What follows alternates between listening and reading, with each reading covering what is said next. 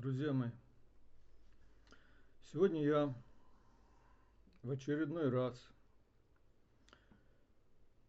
объясняю суть своего канала, который называется «Антиэго». Его единственная цель – это разобраться в том, что такое эго и как его побороть. Меня зовут Сергей Лунев. Я 14 лет изучал Библию, Ветхий и Новый Завет, учение Иисуса Христа. Иисус Христос – мой гуру.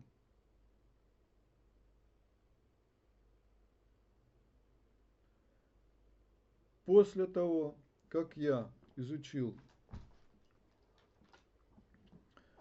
Новый Завет и понял его, да, тогда еще недостаточно понял, потому что были другие наложения, я стал изучать ведическое учение. Для того, чтобы понять ведическое учение, нужно вот эту освоить книгу. Достаточно одной этой книги. Комментарий Парамахансы Гананды на Бхагавад-гиту. Она толстая. Но поняв эту книгу, мы поймем очень простую вещь. Что Бог один, и Бог посылал во времена, когда в обществе усиливалось беззаконие, Бог посылал своих аватаров для того, чтобы восстановить истинное представление человека о Боге, о самом себе человеке, и для того, чтобы люди выполняли закон Дхармы. Дхарма по-восточному – это закон праведной жизни по воле Бога. Тот же самый закон Моисея. Во всех религиях законы Дхармы одинаковые. Не надо бояться этого слова.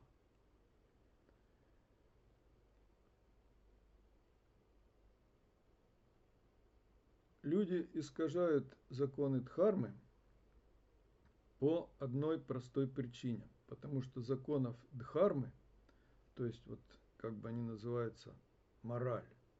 Морали недостаточно для праведной жизни. Помимо морали должна также быть метафизика, то есть представление обо всем мироздании.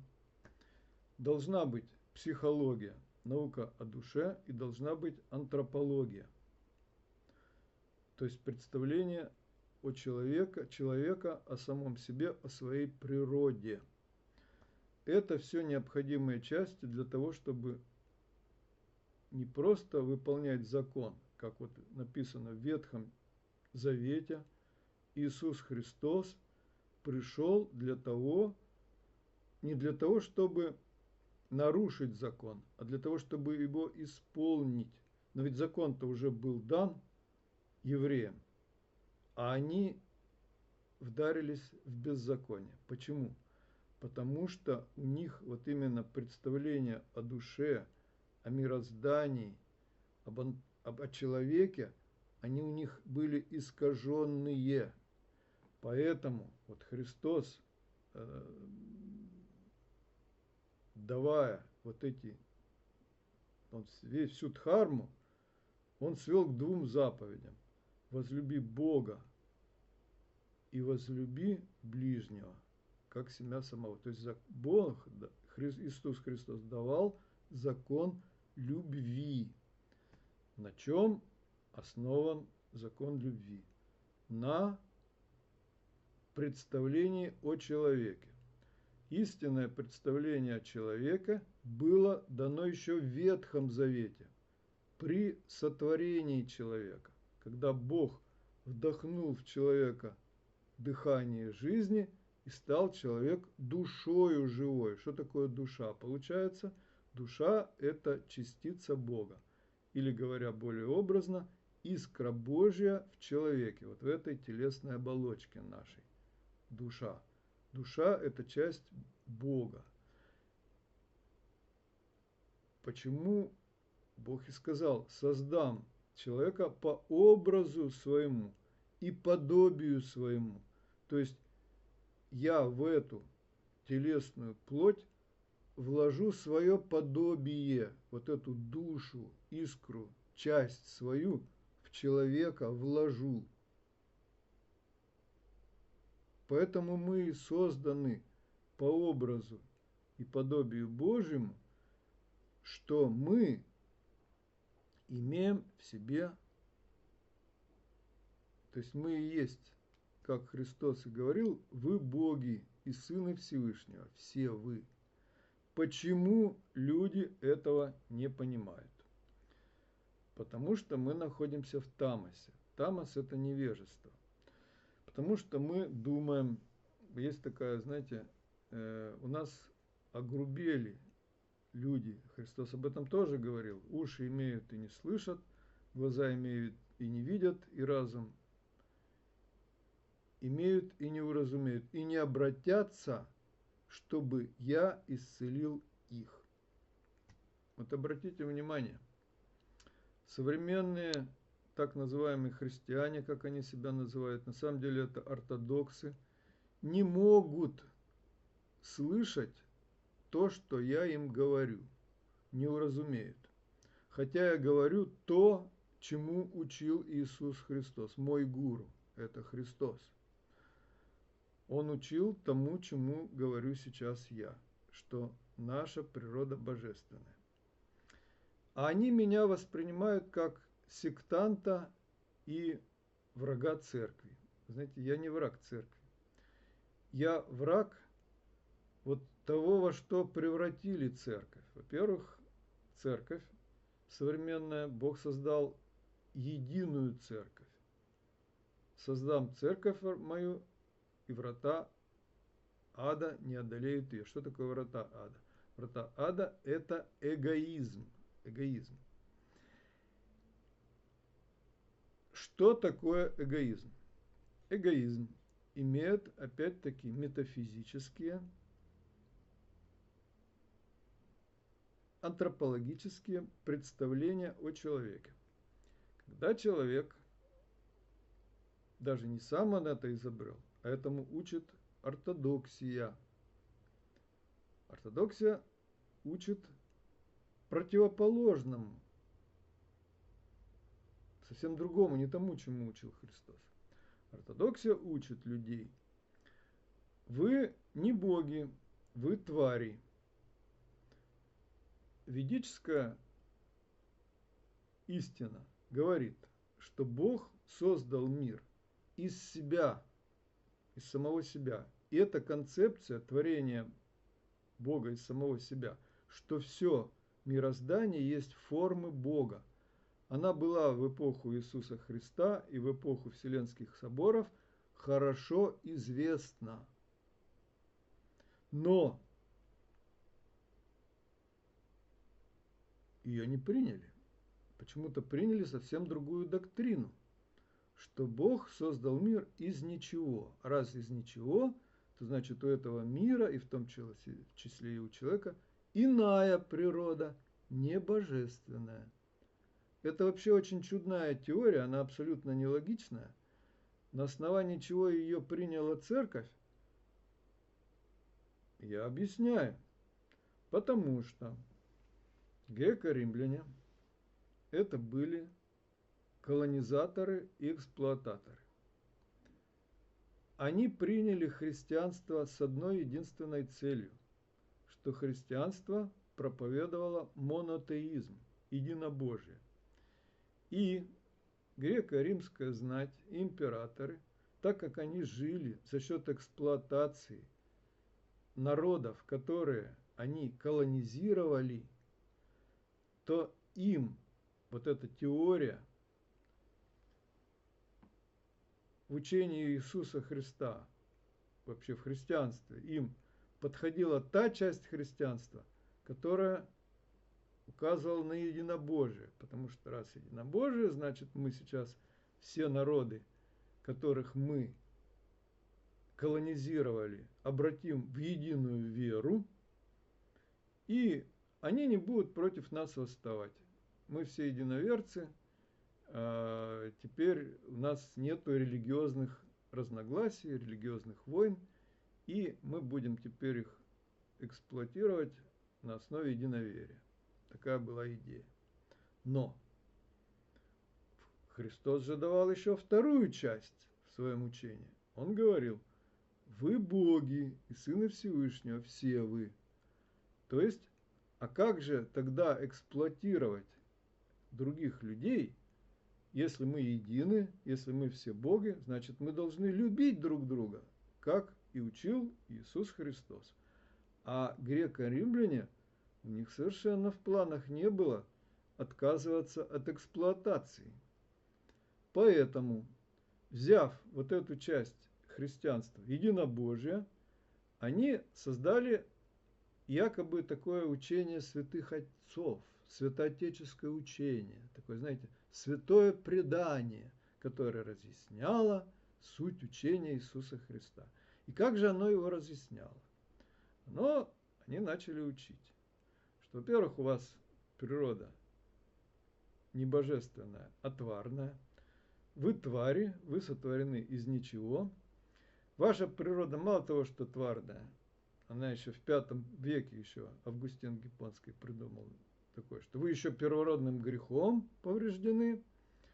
То есть, и поэтому вот вас, как иную природу, как инородцев, вас можно эксплуатировать и пользовать. То есть это была теория эгоизма, оправдывающая эгоизм. Эгоизм.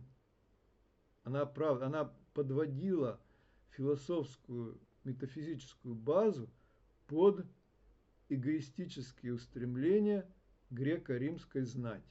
Вот что такое ортодоксия. И вот, создав эту надстройку, они перестали гнать христиан, как они гнали их до того, пока христианство имело свой истинный, неповрежденный этой всем преданием, всей этой идеологией смысл, имел еще свой смысл. И они создали вот уже совсем другую церковь, совсем другую религию. И со всех священников, когда их рукополагали в сан, их обязывали давать присягу. Обратите внимание, сами загуглите в интернете, в этой присяге говорится, что священник должен учить народ учению святых отцов. Не учению Иисуса Христа, а именно вот этому преданию святых отцов. Вот это очень важный момент. Еще очень важный момент, что на Первом Вселенском соборе председателем был некрещенный император Константин. Он тогда еще не был крещенным. То есть, о чем это говорит? О том, что цели императора были языческие. И вот эта надстройка, вот это вот предание, оно тоже было языческое предание, оправдывающее эгоистические устремления греко-римских эксплуататоров, поработителей и колониалистов. Вот теперь у меня возникает вопрос. Вот смотрите, мы живем в эпоху, когда уже никакого рабства нет, когда уже даже нет колониализма. А тогда почему мы вот это предание до сих пор не отвергли? Почему мы не вернулись к истинному учению Иисуса Христа? Да потому что есть силы в этом мире, которые все еще надеются вот на эту эксплуатацию остановить. Ведь смотрите,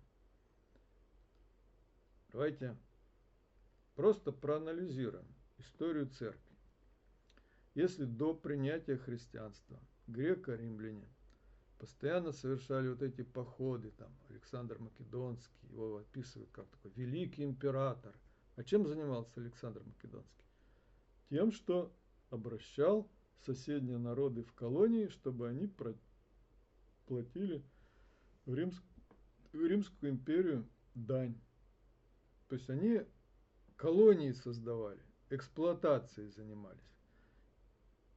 У них для этого не было никаких оснований и причин, поэтому все эти порабощенные народы постоянно бунтовали, там, убивали этих своих ставленников греко-римских и стремились освободиться от этого колониального гнета. Тогда они придумали, давайте будем единобожие, я уже об этом сказал.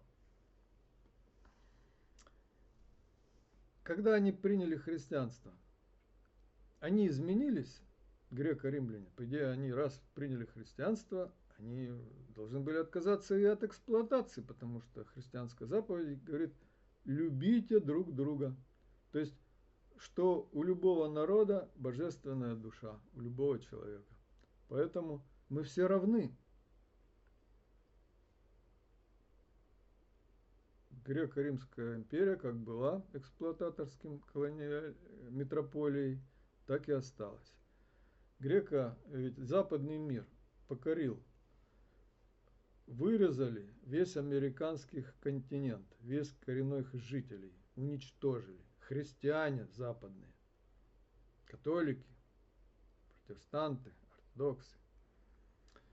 Африку поработили, сделали из негров рабов, нигеры. Их как животных в клетках привозили и показывали. Вот эти люди, они еще другой природы. Индию превратили в свою колонию. В Китае устроили опиумные, там всех подсадили на опиум, на наркотики. Вот что такое западная политика. Это что, любовь? А это же все христиане были. Ну как же, извините, это же католики, протестанты. Как же так? Как же так? Вот даже Александр Невский боролся с крестоносцами. То есть западный мир, они как были эксплуататоры, как они были захватчики, как они были колониалисты, они продолжали свою колониальную политику, но только теперь под знаменами и креста. Ничего не изменилось. И вот мы теперь живем, когда уже нет ни рабства, ни колониализма. Тогда у меня вопрос ко всем христианам. Тогда почему мы вот до сих пор держимся вот этого так называемого святого предания, которое 1000 лет не святое, созданного греко-римскими софистами, которых называли святыми отцами, для того, чтобы оправдать рабовладение, эксплуатацию, эгоизм. Для чего мы до сих пор это предание держимся? Вот ради чего? Вот ради чего? Просто из-за того, что из-за ригидности своего ума. Просто мы не можем взять и принять учение Христа такое, какое оно есть. Хорошо. Не можем принять. Ведь что сделали святые отцы? Они вырезали из... Мало того, что они создали, для того, чтобы создать вот эту свою ортодоксию, они должны были изменить учение Иисуса Христа. Для того, чтобы изменить его, им нужно было вырезать корни этого учения Иисуса Христа. А корни Иисуса Христа – это ведическое учение. Поэтому мы 4 канонических Евангелия. Хоть один евангелист, хоть в одном из этих Евангелий есть написано, где Иисус находился в возрасте с 12 до 30 лет. Хоть в одном Евангелии написано, откуда Иисус взял свое учение. Эту часть вырезали, потому что Иисус Христос передает ведическое учение. Тот, кто разберется с ведическим учением, тот сразу поймет, чему учил Христос. Но так как христиане находятся в состоянии тамаса, то есть это лени, невежества и тупости, они все зашорены, и они даже в Евангелии-то толком разобраться не могут, не говоря уже о том, чтобы разобраться в Ведах. Поэтому им даже лень вот так поразмыслить мозгами и сказать, почему Христос говорил «вы боги». Они им говорят, батюшка, вы твари. А, твари, да, мы твари, грешные, мы, да. Вот. Что это? Это тупость, элементарная тупость. Эх. Вот, собственно говоря, о чем мой канал и чему я учу и против чего я выступаю. Я выступаю против вот этого предания, этой надстройки, которая создана для того, чтобы заменить истинное учение Иисуса Христа, которое является, по сути, ведическим. Интересный недавно случай произошел. Я послал Дворкину свое видео, Дворкин, сектовед, с таким названием: Дворкин, проблема наша не в сектантстве, а в невежестве. Что сделал Дворкин? Он меня со своей страницы ВКонтакте заблокировал, забанил. Вот что такое ортодоксия. Я все рассказал, мне больше сказать нечего. Вот дальше выбор за народом. Будем мы продолжать слушать вот это предание языческое, либо мы будем разбираться, медитировать, сосредотачиваться над тем, чему же учил Христос в своей сути. Помоги, Господи.